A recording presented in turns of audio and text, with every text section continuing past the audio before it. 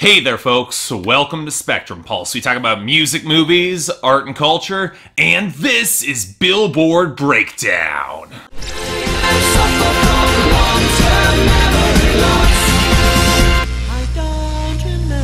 So this was the sort of week that I did not expect. On the one hand, it's the aftermath of J. Cole's big debut last week, so inevitably there was going to be a pretty major course correction in response. But that wasn't the only big thing that happened, because Christmas music came back in force to compete with the pileup of hip-hop that I don't think anybody was asking for. And yet, that's not the big story of this week, because yep folks, we have a new number one. Yes, apparently my prediction on my top 10 best hit songs of 2016 came true, because this week, Starboy by The Weeknd featuring Daft Punk finally got that number one spot. Now there's a lot to consider why this happened. You could partially give credit to the onslaught of Christmas music, which tends to temporarily slow every major pop trend, or the fact that it does have consistent presence across the board on all platforms. But what it looks like what really put it there on the top was sales, specifically where a 69-cent discount was enough to push it to number one for the first time. Now, let me stress, this will not last. It's a pretty cheap tactic that's been used plenty of times before, but it's also not sustainable, and I suspect that despite being pushed back to number two, Black Beatles by Ray Sremmurd and Gucci Mane will rebound thanks to strength in pretty much all categories. Now, this takes us to Closer by the Chainsmokers featuring Halsey at number three, which despite my objections actually appears pretty stable right now. The sales, they're not good, but it's good enough stability on Airplay streaming and especially YouTube to stick around. 24 Karat Magic by Bruno Mars at number 4 is similar, as despite small losses on Airplay, it picked up a lot of streaming and sales have always been strong. This unfortunately takes us to Juju on That Beat by Zayn McCall and Zay Hilfiger, which rebounded up to number 5 thanks to a strong streaming rebound, just exactly what we needed for the holidays, some more of this. It actually moves past Side But To Side by Ariana Grande and Nicki Minaj, which fell down to number 6 despite being relatively stable. I think it's just a question of margins that it lost the spot, which might as well be the case for Let Me Love You by DJ Snake and Justin Bieber too, rising up to number 7. Again, it's mostly stable, not going up or down. It really rose on all categories, more thanks to other songs dropping back. And sadly, this also seems to be the case for Don't Wanna Know by Maroon 5 featuring Kendrick Lamar, rising back to number 8 because it's an Airplay behemoth that badly needs to die. Now compare this to Bad Things by Machine Gun Kelly and Camila Cabello. Re-entering the top 10 at number 9, it's got traction in every category except YouTube, and unfortunately, I don't see that slowing down anytime soon. And this takes us to our second returning top 10 entry, Fake Love by Drake. It's effectively here because it's got some streaming and sales, but it's not a huge amount of radio momentum, so I sincerely hope this does not become a huge hit, because yeah, it really also kind of sucks. But on that promising note, our losers and dropouts, most of which are pretty predictable, especially in the latter category. Outside of J. Cole getting hit hard, the biggest songs to leave are Setting the World on Fire by Kenny Chesney and Pink, and Come and See Me by Party Next Door featuring Drake, both of which seem to be on their way out anyways. What interests me a lot more are the losses, which in comparison to The Weeknd, who had a few songs actually stick the landing and stick around, J. Cole took a beating across the board. Deja Vu went to 35, Neighbors fell to 54, Immortal died off to 59, Change plummeted to 83, She's Mine Part 1 collapsed to 89, Ville Mentality went to 90, For Whom the Bell Tolls fell to 93, and Fold and Close folded down to 98. Now, that's not saying The Weeknd got out of this week intact. 6 Feet Under with Future fell to 94, Reminder went to 95, and Sidewalks with Kendrick Lamar skidded to 97. But they've had slower losses than J. Cole got here. Other than that, we got the expected dips from the debuts last week. Just Hold On by Steve Aoki and Louis Tomlinson down to 72, and I Don't Want to Live Forever by Zayn and Taylor Swift down to 18. Out of the top 10 pretty quickly, and I honestly don't see it sticking around unless it gets a big video. But where things get significantly busier are in the gains and returns. And let's handle the latter first, as they're a little less explainable. Sure, seeing a big return for Christmas songs like The Christmas Song by Nat King Cole to 47, and Mary Did You Know by Pentatonix up to 45, that's to be expected. I still am a little bit amazed that Pentatonix of all people seem to have lodged something in the Christmas canon, good for them. But the others? One is Versace on the Floor by Bruno Mars coming at number 100. No complaints, the song's amazing. But it came along with Make Me Cry by Noah Cyrus and Labyrinth up to 75, which I'm assuming rebounded to fill space or something because the song is terrible. But where this week went crazy was in the gains, and let's start off with the only song with consistent momentum, Rockabye by Clean Bandit, Sean Paul and Anne-Marie, which continued up to 79. It's actually lasting more than I expected. Then there were the Christmas songs that rebounded big, like Hallelujah by Pentatonics up to 23, and Rockin' Around the Christmas Tree by Brenda Lee up to 27, and Jingle Bell Rock by Bobby Helms up to 29. Then there were the songs from Moana that have stuck around, like How Far I'll Go from both Alla Cravallo up to 56, and Alessia Cara up to 81, along with You're Welcome from Dwayne The Rock Johnson up to 86, which, okay, it's still kind of weird it's here, but I guess I'm okay with it. It certainly is a lot easier to endorse than whatever the hell is happening with hip-hop right now, because it's a bad sign when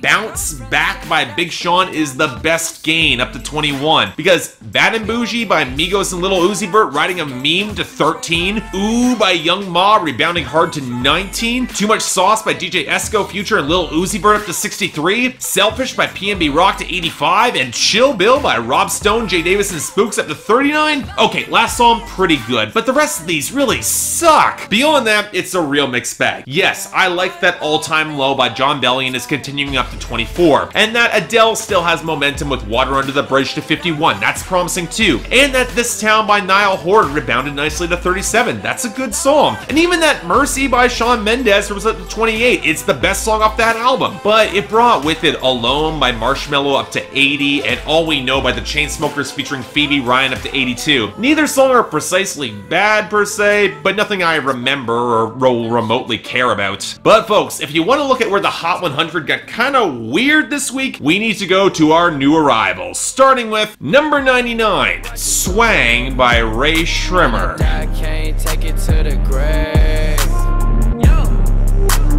Hop out, drop top, fuck y'all talking, I need it right now.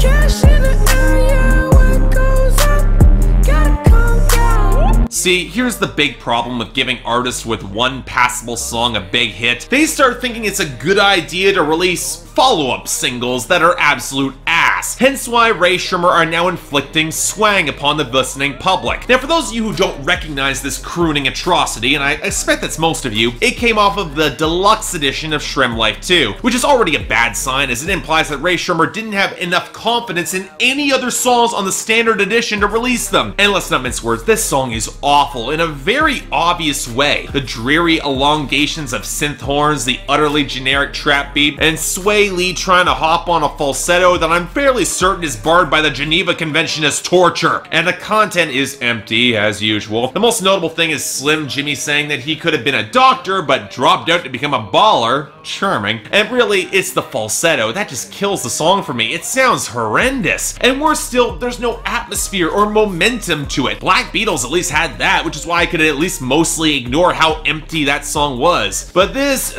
nope, skip it if you ever possibly can. This song is bad. Number 92, Red Opps by 21 Savage. I'm on that slaughter gang shit, murder gang shit, slaughter gang shit, murder gang shit. I'm on that slaughter gang shit, murder gang shit, slaughter gang shit, murder gang shit. I'm on that slaughter gang shit.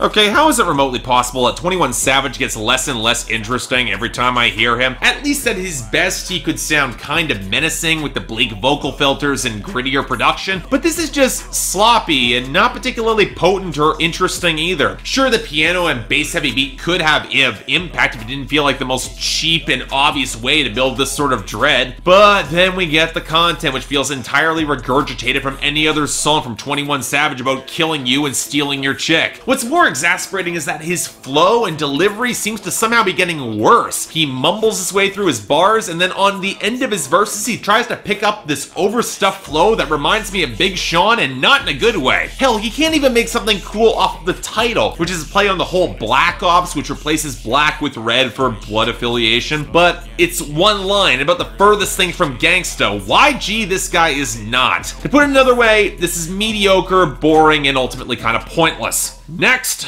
number 91, OTW by DJ Luke Nasty. At the club and I'm about to make a play. I'm on the way. Wait. She told me that she cooking. I said, gonna make a plate. I'm on the way. I'm on the way. I'm on the way. I'm on the way. Oh, girl, I'm on the way.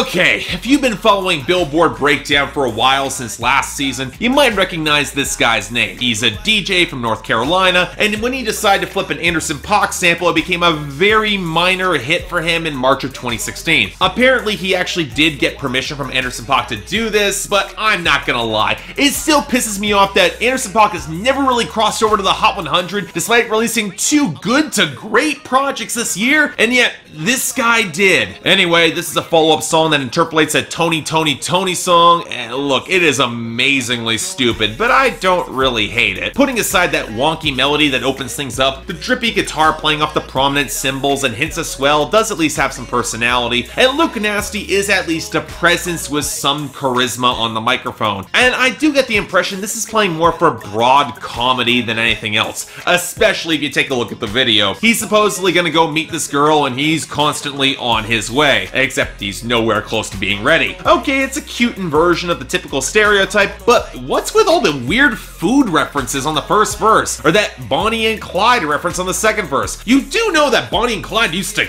kill people, right? Kind of mismatched with your tone. But as a whole, look, it's not really well constructed. It feels a little bit amateurish at spots, but I can't hate this. It's fine. If you're interested, check it out. Number 58, Party by Chris Brown featuring Usher and Gucci Mane.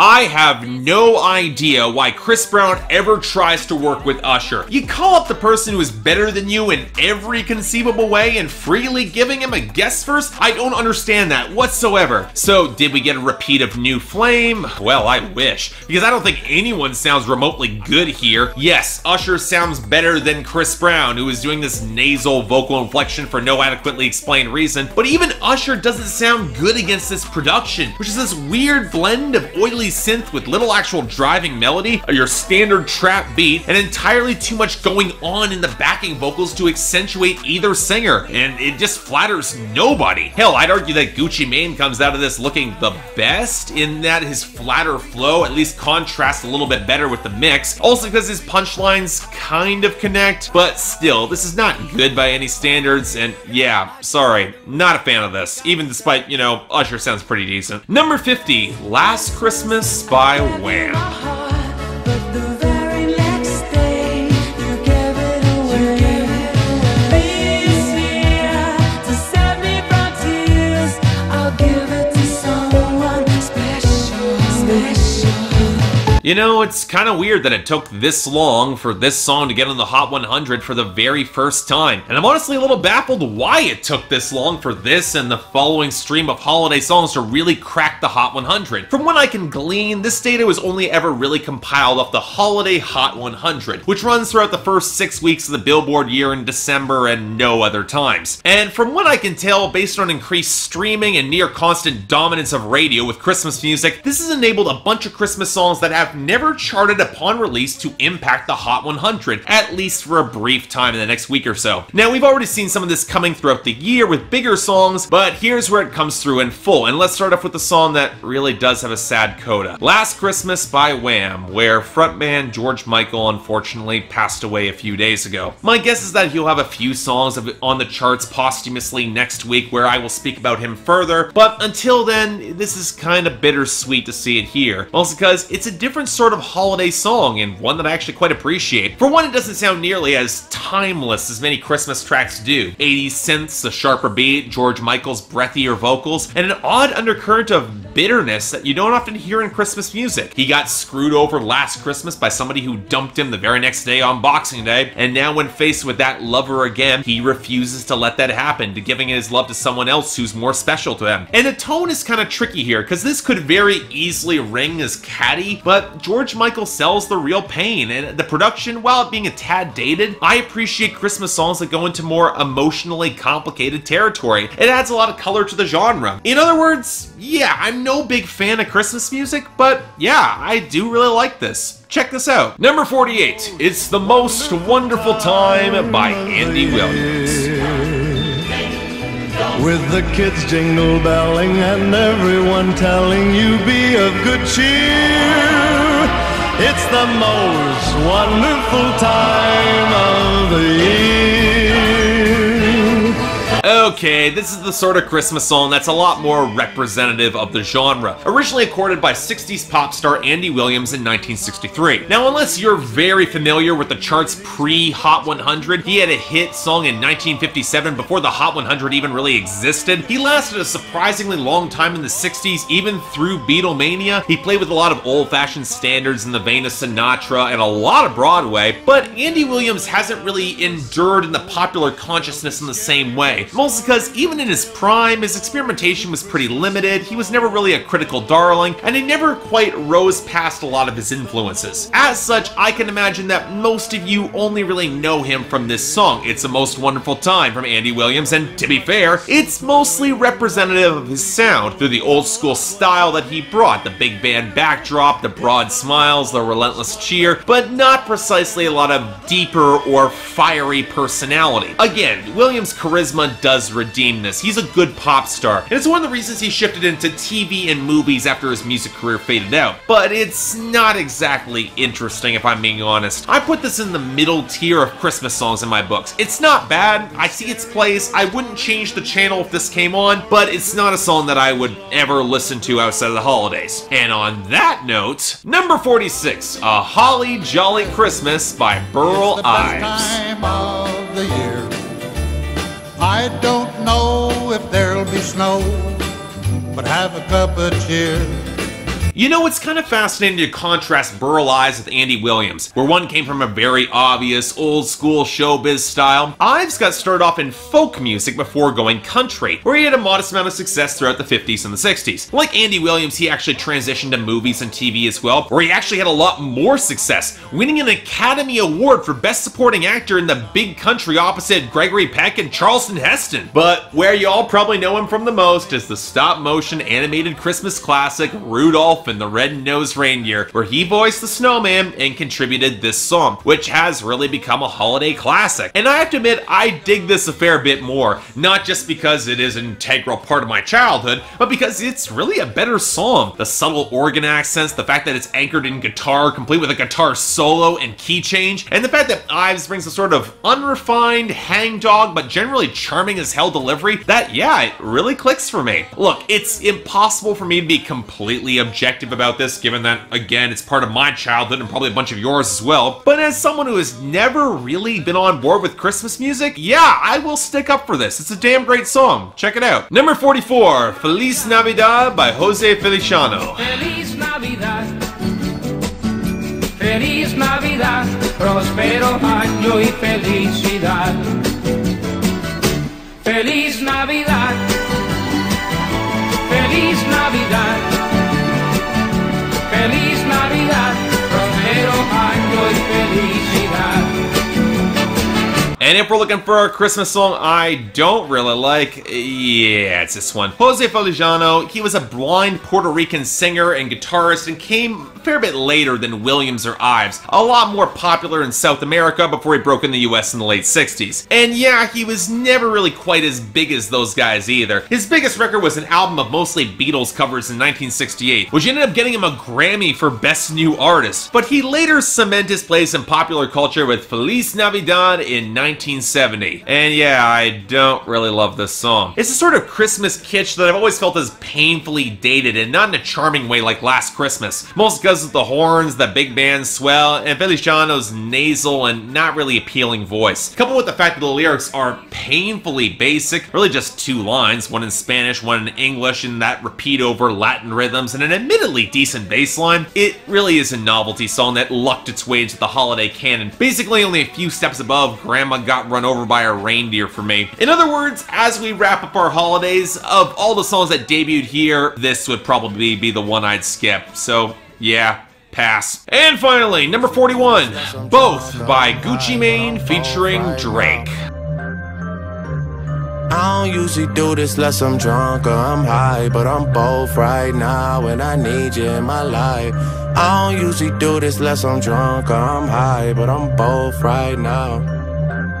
And to round out our hip-hop and Christmas compilation we got with our new arrivals here, we got a big new single from Drake and Gucci Mane off a mixtape called, no joke, The Return of East Atlanta Santa, and it's okay, I guess? Again, while I think Gucci Mane's flow is a little bit sloppy, he sounds fine enough against this production courtesy of Southside Metro Boomin. The trap beat's pretty standard, but the way the keys are layered lends some decent enough atmosphere. Sure, Gucci's not saying anything that's all that interesting. He's not satisfied by the girl he's screwing, and he's threatening somebody who double-crossed him, but at least he's preferable to Drake's bored monotone on the hook, which promises that he would talk about his life, given that he's both drunk and high right now. He's gonna get personal, and yet on his verse he says nothing that we haven't heard before or anything that's all that personal or interesting. It's kind of typical of Drake in recent years, sure, but it's starting to get exasperating given how often he's been featured that he can't come up with anything remotely witty or interesting to say, even beyond his own typical cliches. In other words, given how little here is anything all that new or interesting, I don't really see this sticking around, and I'm okay with that. And that was our list.